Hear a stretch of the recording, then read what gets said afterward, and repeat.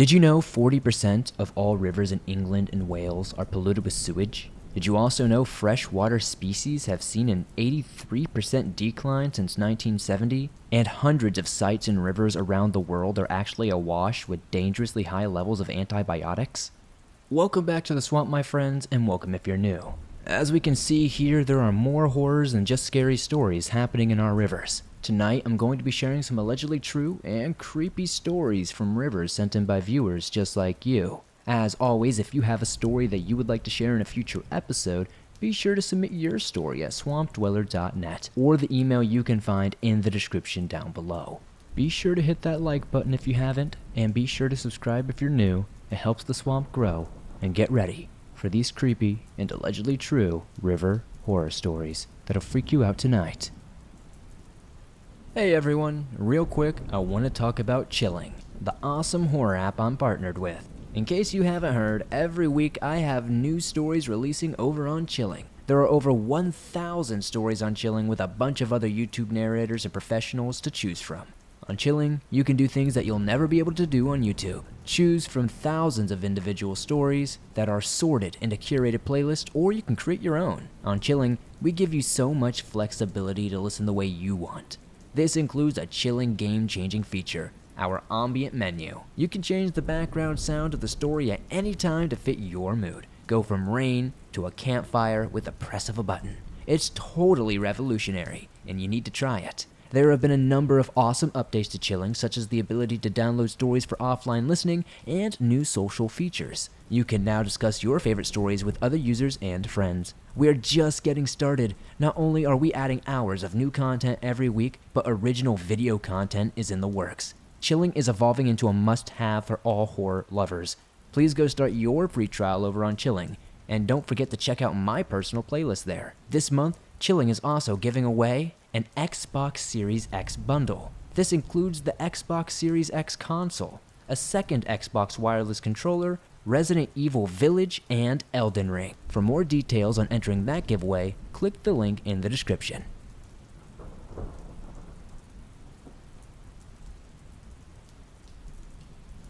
Red River Gorge is a beautiful, huge park full of wildlife, rock climbing, waterfalls, dense forest, gorges, and stunning views.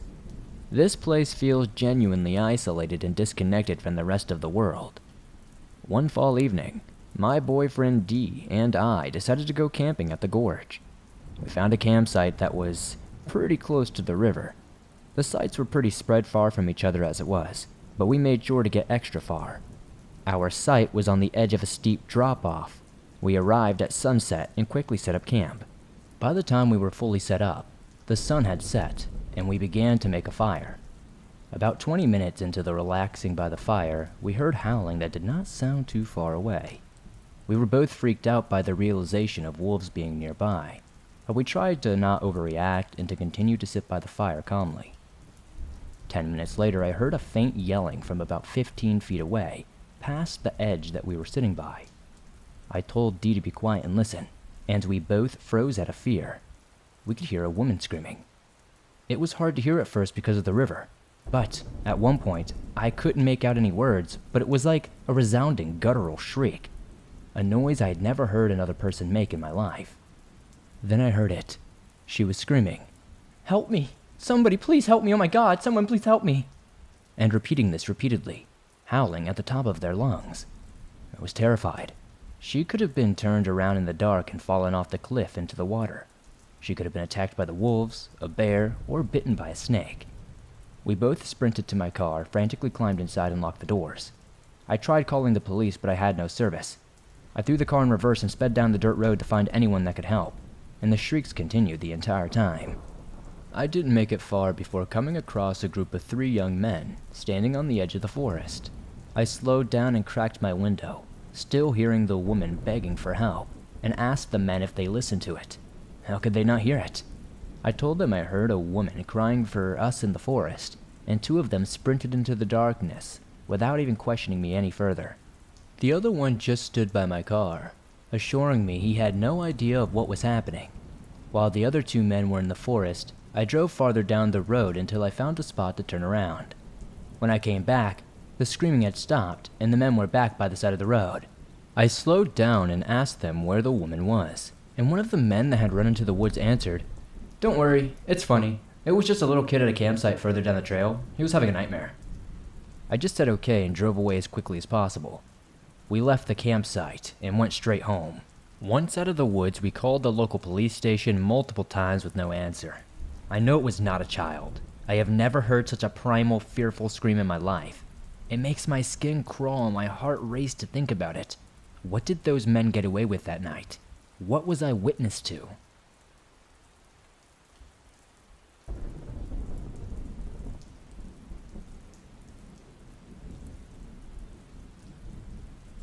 Hello, Swamp Dweller. My name is Alex, and I was born and raised in Iowa. I'm 36 years old, and I love your channel. Now, as for my story, I can't even call it my story per se. I'd be surprised if no one else has submitted this locally well-known legend, if you will, about Matsell Bridge. It is in rural Lynn County, Iowa, about 15-minute drive down some back gravel roads from where I live. It is prevalent and well-known. It's been told over many generations. There is, allegedly, a haunting at this bridge. Sounds stupid, I know, but it's just a very well-known story. No matter who tells it, or what age or social status, it is always told the same way with the exact details. No joke. I'm never into this type of stuff, yet it intrigues me due to my own experience. The creepy legend of this old metal bridge that spans the Wapsiminnican River. Legend says, if you stop your vehicle on it, no matter the direction you are driving, something pushes your vehicle the rest of the way across until you are wholly and safely across. Allegedly due to a school bus that was supposed to have crashed or gone off said bridge into the river many years ago. The bridge is 100 years old. It's an old-school, lane-style metal frame bridge that only exists in the Iowa gravel boonies, as we call it. I always called BS on these stories. It's not even scary, until you live it firsthand. It was a snowy Iowa winter's night, black only interrupted by the snow itself, but it was not windy out this night.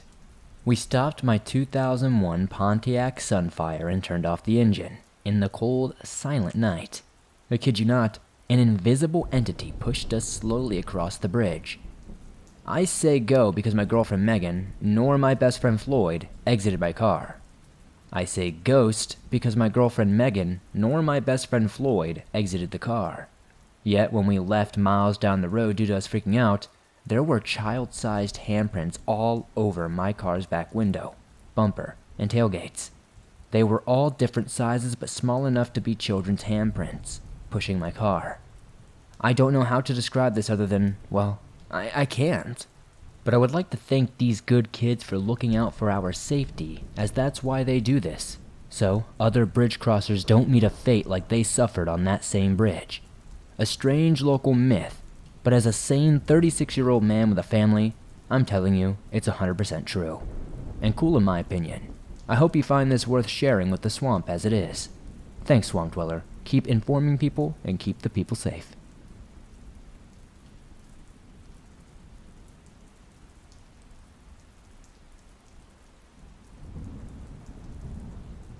A few years ago, my friends and I went on a 45-mile, 3-night kayaking trip down the Green River in Kentucky, which runs above the Mammoth Cave System, the world's most extended known cave system, for more than 400 miles of surveyed passageways. We brought everything we needed in our kayaks and one canoe. We had food, tents, water filtration, the whole likes. We had planned to camp each night on the riverbank when it started getting dark and we found level enough ground. The first night was rather uneventful, except to say that there was nothing like a wall of fireflies against our mountainous black tree line at night in the middle of nowhere, which was absolutely serene. On the second day around sunset, after a long day of kayaking and baking in the July heat, we came upon a stream on the bank that opened into a large ravine.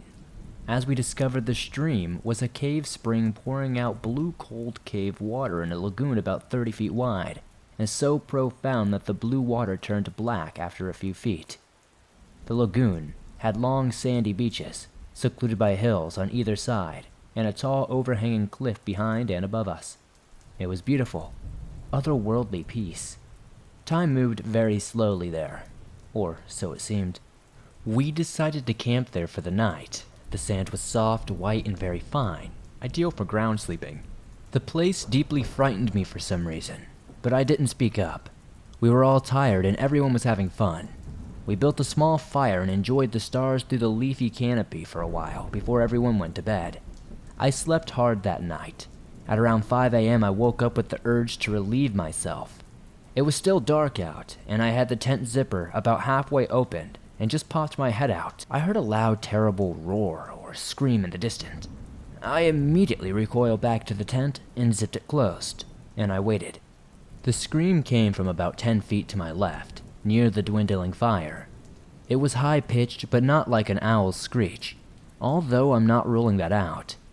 It was a wretched, pained scream that got lower-pitched at the end.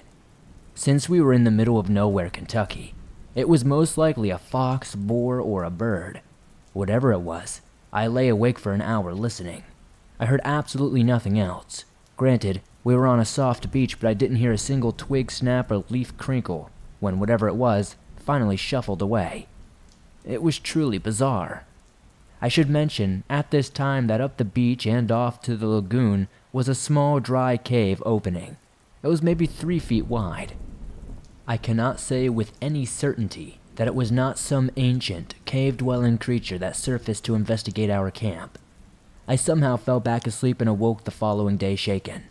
I asked if my friends had heard the terrible scream, but apparently no one had. We pressed down the Green River some more. On the third night at dusk, we came upon a large rocky beach. We pulled our boats ashore and decided this would have to do, as we didn't want to go any further down and risk being stuck on the water at dark. This rocky beach was where the river split in two, and in the middle formed a collection of pale rocks, tall grass, and dried-out wood. A lonely pile of muck the size of a football field. The land mass was covered in jumping sand spiders and tiny frogs. Again, otherworldly. We set up camp, ate, and we all went to bed around the same time. I'm not sure how long it was silent for, maybe 20 or 30 minutes. I was asleep, as the others most likely were as well. Suddenly, my dream was interrupted by a booming, loud mechanical wooden beat. I awoke and shot straight up. It was indeed the loudest thing I'd ever heard. It sounded like a massive bulldozer tearing down a colossal steel and wood building. Then came a boom, followed by its echo throughout the river valley. The animal shifted. The birds flew away. We were all awoken by the crash and yelling and confusion. Nothing but silence followed outside of our tents, and no one was particularly willing to shine a flashlight towards the woods.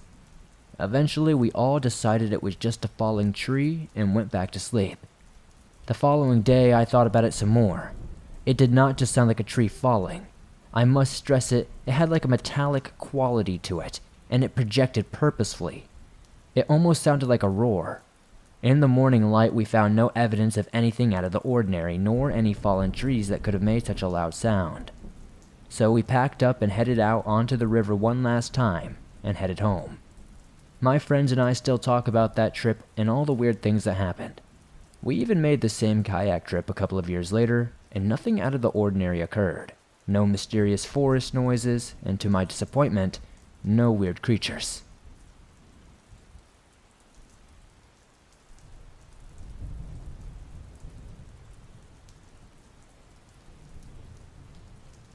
In 2012, when I was 17, my friend and I decided to go running along the river in Sacramento, California.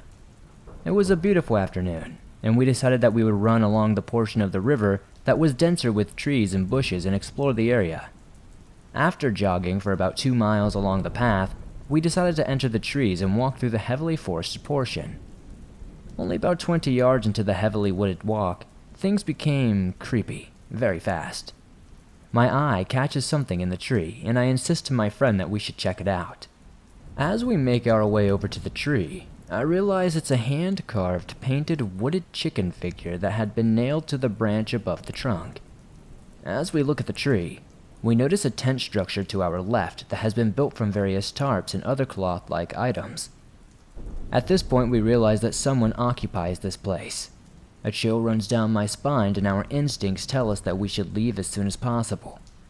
We immediately decide to walk back to the path through the trees we came from. We get back on the trail out of the trees and head back to our car a few miles back from where we started.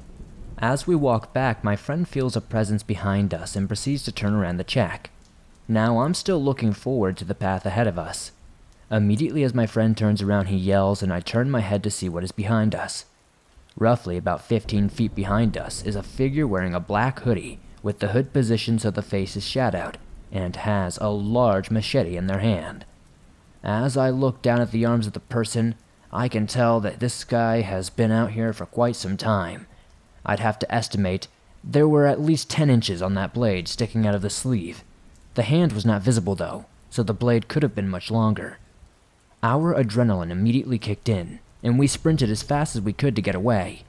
After running for a few minutes, we saw that this person had eventually gave up and ran back into the trees, but he followed us for at least 200 to 300 feet minimum. When we got back to our car, we called the police and they searched the area for the man. To this day, we talk about this story. I'm unsure if the police ever found him, or whatever came of that guy, but we never hiked on the river in those woods again.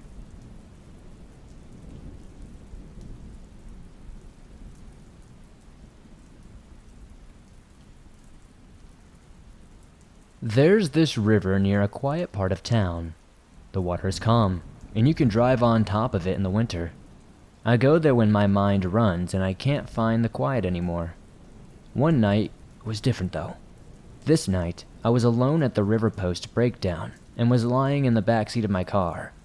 My friends and I fought over something I honestly don't care about anymore months later. I sat and stared into nothing. In seconds, all the cars around me in the parking lot had left. No warning or noise. They were just gone. I sat up and looked around. The smell from outside was almost painful, sour, and chemical.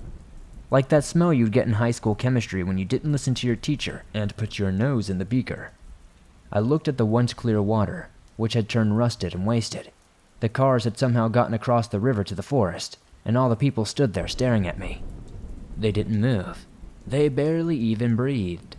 They just stood there. I didn't leave my car, too afraid at this point, but I did try to turn it on and leave.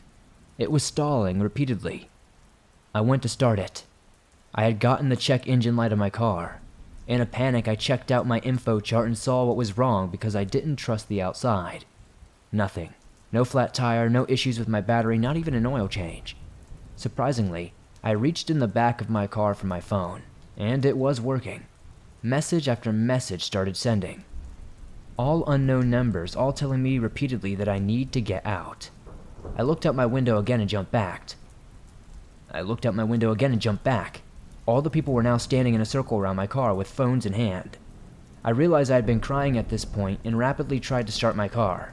It took me 5 minutes before I gave up and crawled into my back seat sobbing. I'm not sure how long I was back there, but I noticed the smell was gone and heard people talking outside my car. I sat up and saw all the same people in their cars. The water was evident again. I have no idea how to explain this experience. I still go there, but not at night. I'm still unsure what happened, if it even happened. But knowing me, it probably didn't, and I probably entered some sort of psychosis. But it was still terrifying.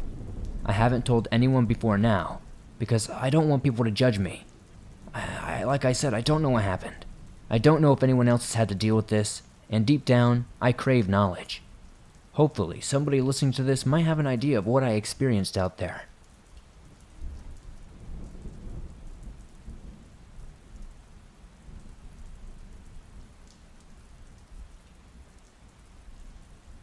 Thanks for listening to these creepy and allegedly true river horror stories that'll freak you out tonight. If you enjoyed these stories, please be sure to hit that like button as it helps me out a ton. The more likes this episode gets, the more YouTube promotes it in the algorithm, and that's very, very helpful.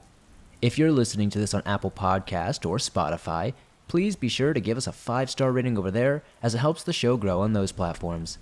If you're new to the swamp, why not join us? Hit that subscribe button and turn on notifications to never miss a new episode, as I upload them almost every single day on all things natural and supernatural. If you have a story that you would like to share in a future episode, Whether it's a river story or something different, be sure to submit your story at swampdweller.net or the email you can find in the description down below. I'd love to share your story with everyone here in the swamp. It's stories like yours that help keep this show going on a daily basis. If you're on the go but don't have YouTube Premium and still want to download your favorite Swamp Dweller scary stories no matter where you are, you can download them absolutely free from Spotify, Apple Podcasts, Stitcher Radio, iHeartRadio, and just about anywhere else you find your favorite podcast online. If you'd like to support the swamp outside of that, maybe check out the merch store. I've got t-shirts, hoodies, hats, and more. I'd love to see you guys wearing some cool swamp merch. Be sure to join me over on Instagram, Facebook, and Twitter. Don't forget to join me in the Discord with the other swamp dwellers so we can chat. And let me know in the comments down below what story tonight was your favorite. I'd love to get a discussion going. I'll see you all soon with another creepy episode.